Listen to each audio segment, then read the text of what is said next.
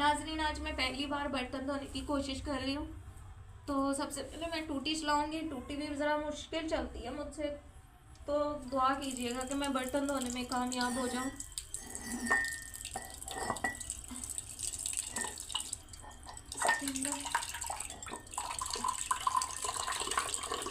कम मैं इसमें साबुन लगाने की कोशिश करूँगी। मैंने आपको बताया था कि मेरे हाथ कमज़ोर हैं, लेकिन मैं ये पहली बार कोशिश कर रही हूँ कि बर्तन भी खुद ही धो लिया करूँ।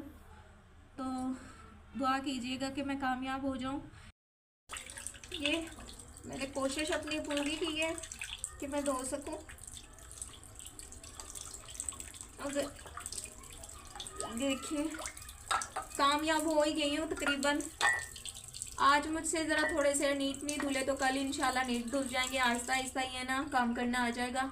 आपको मेरी वीडियो कैसी लगती है मुझे लाजमी बताया करें कमेंट में, और लाइक किया करें, शेयर किया करें और सब्सक्राइब करना मत भूला करें। मिलते हैं अगली वीडियो में। अल्लाह हाफिज़।